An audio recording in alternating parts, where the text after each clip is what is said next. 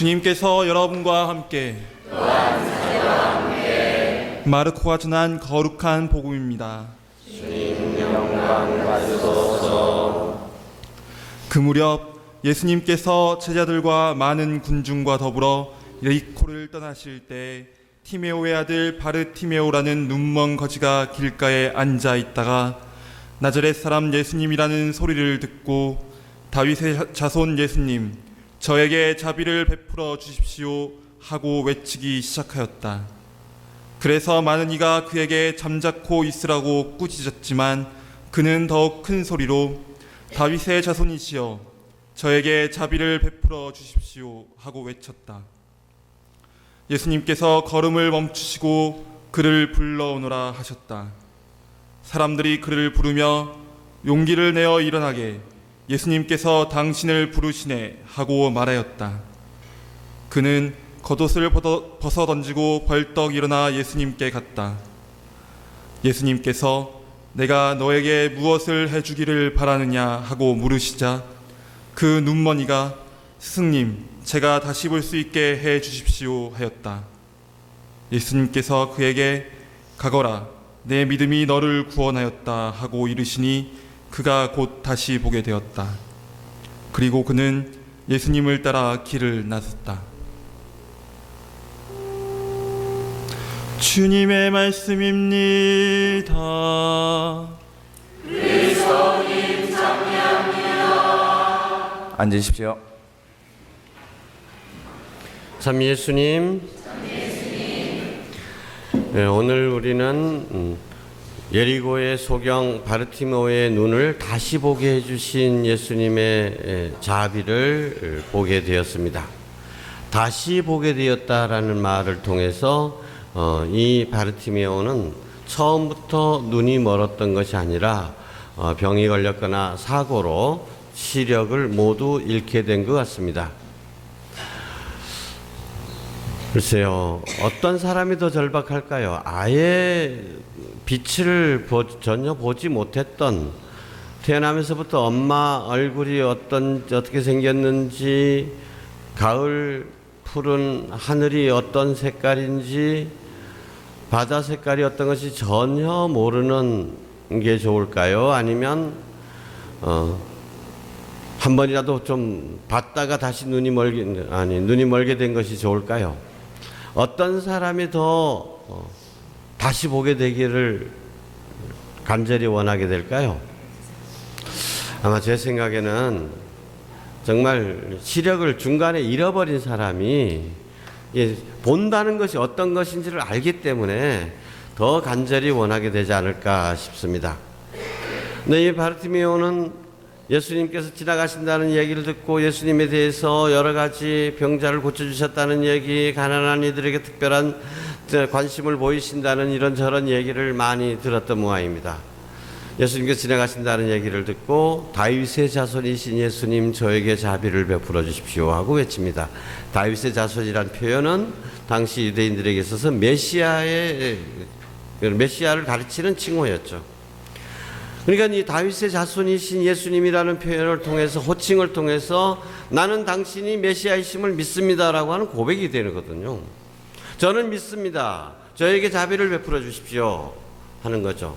근데 중간에 다른 사람들이 시끄럽게, 병신 새끼가 아마 그런 뉘앙스였겠죠. 장애인들은 당시에 아주 천대를 받았습니다. 왜냐하면 지 부모가 잘못했거나 지가 잘못해서 저렇게 된 것이다, 하느님의 벌을 받은 것이라고 하는 생각이 있었기 때문에 그런 거죠. 그걸 꾸짖었습니다. 조용히 하라고. 네가 났을 때가 아니라고. 예수님. 그렇지만 바르티메오는 잠자코 있을 수가 없었죠. 다른 사람들이 꾸중한다고 그런데 연연할 필요가 없었어. 왜? 자기 자신 안에 보고 싶다는 열망이 너무나 컸기 때문에 다른 사람이 이야기한다고 내가 좀 하고 다른 사람이 말하라고 해서 말하고 이런 이게 아니었죠. 다시 외칩니다. 저에게 자비를 베풀어 주십시오. 주님께서 원하시는 게 뭐냐 하고 물어보시죠. 네. 참 주님 뻔히 알면서 왜 그러실까? 이게 주님께서 우리를 대하시는 방법입니다. 뻔히 아시면서, 몰라서 묻는 게 아니에요. 뻔히 다 아시지만 우리가 내가 뭘 원하는지 내가 더 확실하게 깨우치기를 위해서 다시 보기를 원합니다. 다시 보게 해주십시오. 그래서 너의 믿음이 너를 구원하였다라고 말씀하시죠. 보통 이 대목에서 많은 사람들이 바르티메오의 그 끈질긴 간구, 다른 사람들이 뭐라고 하든 말든 그냥 좌절하지 않고 끊임없이 기도했다. 그래서 그는 치유의 은혜를 받게 된 것이다, 이렇게 얘기하기도 합니다만은 전 다른 생각을 가지고 있습니다. 그런 면도 없지는 않겠지만 이 바르티메오가 예수님이 지나간다는 소식을 듣고 내가 무슨 일이 있더라도 꼭 예수님께 부르짖어야 되겠다, 이런 불굴의 의지를 갖고 한 것이 아니었습니다. 그런 생각할 겨를도 없었습니다. 왜? 마음속에서 정말 보고 싶다는 열망으로 가득 차 있기 때문에 이것이 화산처럼 터져 나온 것이죠. 여기서 중요한 것은 그런 보고 싶다는 열망이 어디서부터 나왔는가 하는 것입니다. 자신이 눈을 뜨지 못한다는 사실, 이 대명천지를 바라보지 못한다는 사실, 사랑하는 사람의 얼굴을 보지 못한다는 것, 이것이 얼마나 비참한 일인지를 절감하고 있었기 때문에, 그래서 그는 보고 싶어하는 열망으로 온몸을 불태울 수가 있었던 것입니다. 얼마 전에 축일을 지낸 아빌라이 성녀 대레사는 기도에 관해서 여러 가지 가르침을 주셨지만, 영혼의 성이라는 책에서 이 하느님께 일치하는 길에 있어서 여러 가지 성처럼 지하층도 있고 1층도 있고 2층도 있고 3층도 있고 쭉 있는데, 7층 방까지 있는데 제일 밑에 지하실, 여기에 대해서 얘기합니다. 사람들이 초보자인 경우에는 다 지하실부터 시작하는데, 여기에 햇빛도 안 들어오지, 축축하고 습기만 가득하지, 여기에는 멋들이 그냥 독충들, 벌레들, 이런 것들만 득실득실 한다는 거예요. 그런데 거기에 살면서도 자기가 어떤 처지에 놓여 있는지 깨닫기만 하면 거기서 나와서 1층으로 2층으로 올라가서 마지막에는 하느님이 머물러 계시는 그 가장 지밀한 곳으로 올라가고자 그 열방에 불탈 텐데, 자기 처지가 어떤지 모르니까 그래서 그냥 머물러 있게 된다는 것입니다. 우리가 정말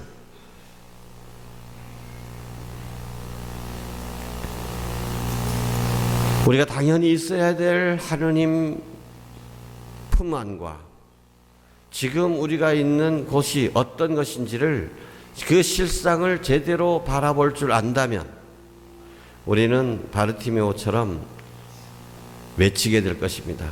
누가 뭐래도 주님 저에게 자비를 베풀어 주십시오 하고 외칠 것입니다. 우리가 바르티메오처럼 그렇게 외치지 못하는 이유는, 갈구하지 못하는 이유는 무엇입니까? 내 처지가 어떤지를 제대로 바라보지 못하고 있기 때문입니다. 내 처지가 얼마나 비참한 것인지,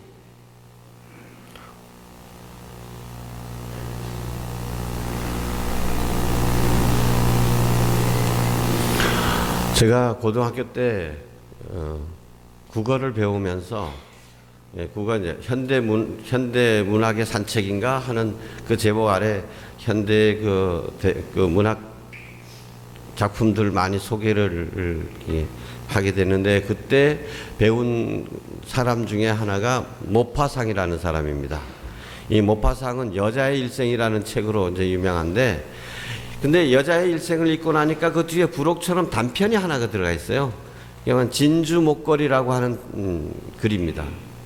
혹시 들어보셨어요? 진주 목걸이.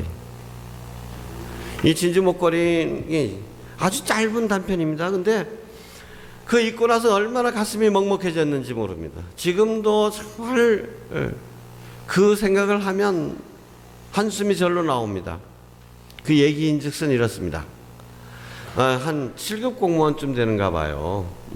그러니까 뭐 먹고 사는 거는 뭐 그런 대로 괜찮지만 그렇게 부유하지도 않고 그러는데 그래도 저락저락 해가면서 어찌어찌 살림을 꾸려나가고 있는데 야, 장관의 파티에 초대를 받게 된 거예요. 그때 상류사회에 이 초대를 받게 되니까 그건 일생일대의 기회였던 거죠. 그래서 참 있는 옷도 수설을 하고 멋지게 그 파티에 갈 옷을 입고 그래서 막 들떠가지고 친구들에게 자랑을 하죠. 나 이제 장관 파티에 언제 갈 거다. 그랬더니 이 친구가 그러면 자기한테 진주 목걸이가 있다고 그러면 너 그걸 하고 가라 이거죠. 아이고 너무너무 고맙다 해서 진주 목걸이 하고 해서 예쁘게 단장을 하고 파티에 나가는데 너무 그냥 상류층 사람들하고 어울리고 이러다 보니까 너무 황홀해 가지고 정신없이 지내고 파티가 끝내서 마차로 돌아오는데 딱 보니까 아이고 진주 목걸이가 없는 거예요.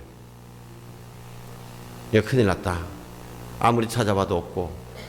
그래서 그 다음부터 이 여자의 고생이 시작되는 거죠. 집도 팔아가지고 단칸방으로 이사를 가고 그 다음엔 하녀같이 남의 집에 가서 일을 하고 남은 밤 시간 동안에는 또 싹바라지를 하면서 그렇게 하면서 그 진주 목걸이를 이제 잃어버렸으니까 보충을 해줘야죠. 친구한테 돌려줘야죠. 친구한테 연락도 못하고 20년 동안 그렇게 고생해 가면서 진짜 검은 머리 파뿌리가 되게끔 완전히 쭈글쭈글한 할망이 돼가지고 그래가지고 그 친구가 드디어 진주 목걸이를 다 구해가지고 그 친구를 찾아갑니다. 친구야 미안하다. 사실 연락도 못해. 너무 미안해서 연락도 못했다. 근데 이거 사실은 잊어버려가지고 이렇게 이거 구하느라고 지금까지 내가 이렇게 고생했다. 이거 받아주라. 친구가 딱 그 말 듣더니만 놀래서 한마디 딱 합니다. 아이고 그거 모조품이라는 아저씨인지. 그 2만 원 주면 사는 건지. 이 여자의 일생 얼마나 허무합니까? 진작 그걸 깨달았더라면 그렇게 고생하면서 살지 않아도 될 것을 인생을 여유 있게 즐기면서 정말 사람답게 살 수 있었을 것을 그거 한다고 정말 자기의 삶이라고는 하나도 없었잖아요. 근데 이 모파상이 이 단편을 쓴 것은 한 여인에 관해서 쓰고 싶었던 것이 아니라 우리 인간들이 이 모양으로 어리석게 살고 있는 것이 아니냐, 이걸 말하고 싶었던 것이 아닐까요? 정말 우리가 열심히 노력을 하고 있습니다. 검은 물이 팥불이 되도록 열심히들 살고 있습니다. 뭐 때문에 살고 있느냐 말이요. 진주 목걸이 만들려고 살고 있습니다. 근데 여러분들이 만들어 놓은 그 진주 목걸이가 정말로 필요한 것일까요? 여러분들이 열심히 진주 목걸이를 만들어 가지고 하느님 앞에 갖다 놨을 때 하느님 나 무사 이거 가지고 오래 내시냐 한다면 우리 인생이 얼마나 허무하겠습니까?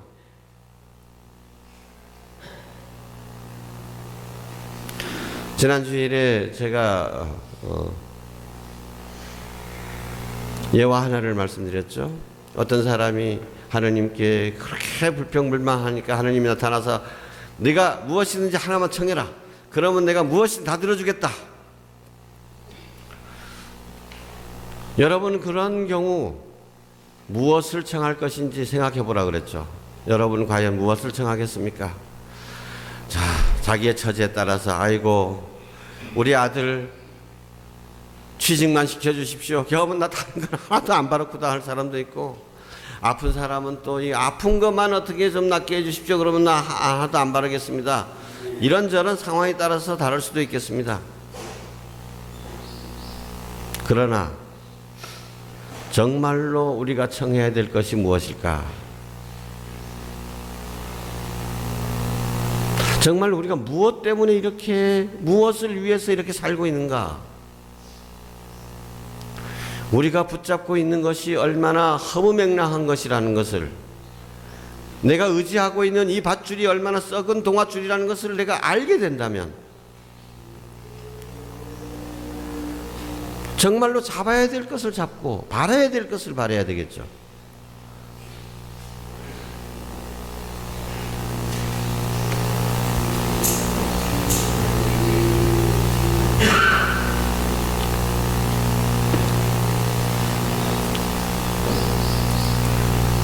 지난 15일 날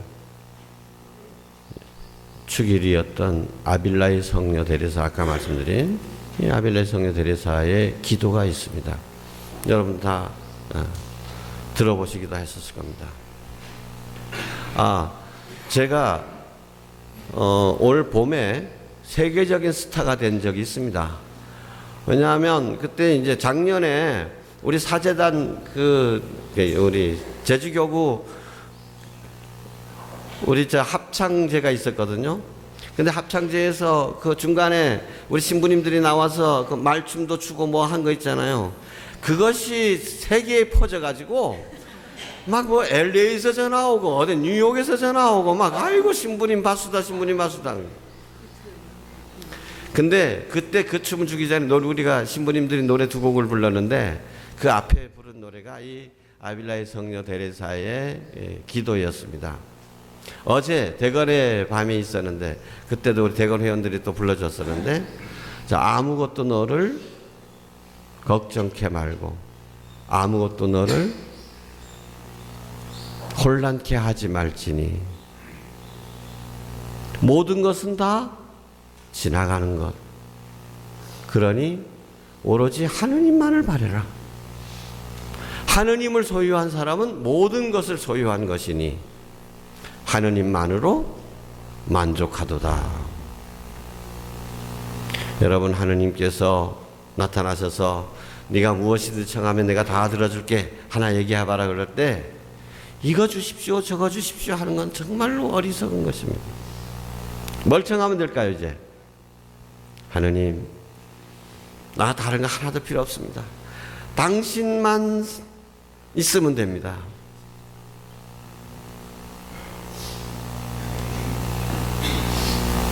당신만 사랑하기를 원합니다. 당신의 사랑 안에 머물러 있기를 원합니다. 아니면 다른 식의 표현을 우리 성모님처럼 주님의 종이 오니 그대로 제게 이루어지소서. 아버지의 뜻이 주님의 뜻이 저에게 이루어지기를 바랍니다. 그것만이 제가 진실로 원하는 것입니다. 이렇게 말씀드릴 수 있다면 그야말로 지혜로운 사람입니다. 하느님만을 청하지 않고 하느님 아닌 다른 것을 청하는 이유가 무엇일까요? 이 진주 목걸이에 나오는 여인처럼 자신이 하고 있는 일이 얼마나 어리석은 것인지를 모르고 있기 때문입니다.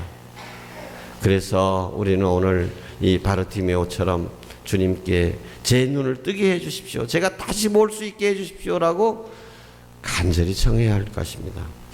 우리가 제대로 눈을 뜨게 된다면 내가 하고 있는 일이 어떤 것인지, 내가 집착하고 있는 것이 어떤 것인지, 참으로 내가 나아가야 될 방향이 어떤 것인지, 내가 하느님과 함께 누리게 될 그 영광이 어떤 것인지를 제대로 알게 된다면 누가 뭐래도 목에 칼이 들어온다 하더라도 나는 믿음의 길을 꿋꿋하게 걸어갈 것입니다. 아멘.